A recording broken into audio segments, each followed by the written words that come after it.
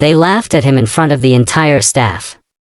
A single dad, a janitor, standing there holding a mop, while the new manager dropped a thick file on the floor and smirked, "Translate this, and my entire month's salary is yours." Everyone expected him to freeze, to break, but his reply, calm, steady, and shockingly fluent, made the entire room fall silent. Only one person knew why he kept this talent hidden: his little daughter waiting for him in a tiny apartment, praying he would come home early that day. But fate had different plans. Daniel wiped sweat from his forehead as he dragged his cart down the hallway of the corporate building.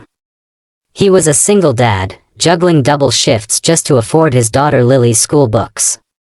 People rarely noticed him, unless they needed someone to clean their mess. That he kept his head down, never raising his voice, rarely speaking more than he had to.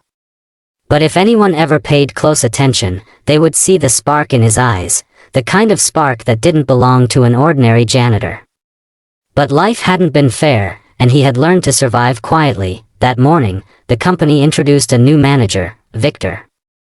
A man who loved two things: power and showing it off. When he saw Daniel sweeping near the conference room, he frowned like Daniel was a stain on the floor itself. "Hey, janitor," Victor called loudly, making the employees stop and watch. "You understand English properly?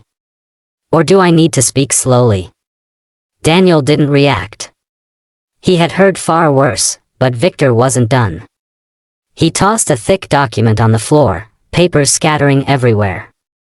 "Pick that up and translate it. It's in French. If you can translate even half a page, I'll give you my monthly salary." The staff laughed. Someone whispered, "He probably can't even spell his name properly." Daniel bent down silently, collected the papers, and glanced at the text. A tiny, almost invisible smile touched his face that he whispered something under his breath. Clear, perfect French. The laughter died instantly. Victor blinked. "What did you just say?" Daniel looked him in the eye. For the first time in years, he lifted his chin. "You asked for a translation," he said, and then he began reading fluently, line by line, his voice calm, confident, and shockingly articulate. Silence filled the room. Victor's jaw tightened. Someone muttered, "Wait, who is this guy?" But Daniel didn't stay to bask in their shock. He simply placed the papers back on the table, nodded politely, and walked out. He didn't want money. He didn't want attention. He only wanted to pick Lily up from school on time. But news doesn't stay quiet in corporate buildings. By lunch, everyone knew. By evening, the CEO wanted to meet him personally. Daniel just wanted to go home. That evening, Daniel found Lily waiting outside the school gate. She ran into his arms, her backpack bouncing. "Daddy, did you eat today?" she asked, her daily question. Daniel smiled. "Not yet, sweet pea. Let's grab something on the way." As they walked home, his phone buzzed repeatedly. Calls from work. Unknown numbers. He ignored them all. At home, their little one-room apartment felt warmer than any mansion Daniel had ever cleaned. Lily sat on the floor, finishing her coloring book, while Daniel reheated leftover soup. Just as they sat for dinner, there was a knock. Daniel opened the door to find Victor, and behind him, a woman in a sharp suit, the CEO, Elena Hart. Daniel froze. Lily clutched his shirt. "Mr. Daniel," Elena said softly, "may we come in?" He hesitated, then stepped aside. Inside, Victor began to speak, but Elena raised her hand. "No. Let me." She turned to Daniel. "We looked into your file. You speak 5 languages. You topped your university.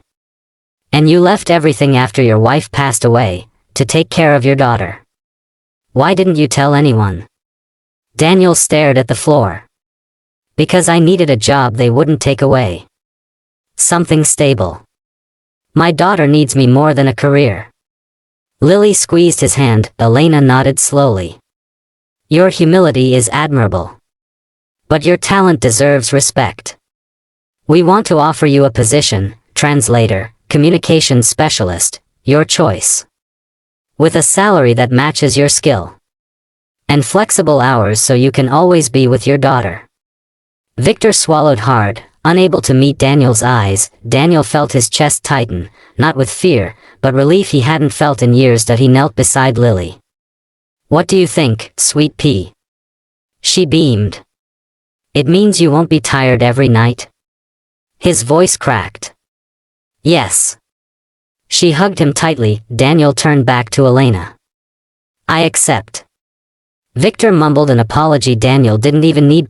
2 weeks later, Daniel walked into his new office, not with pride, but with gratitude. Not one person mocked him now.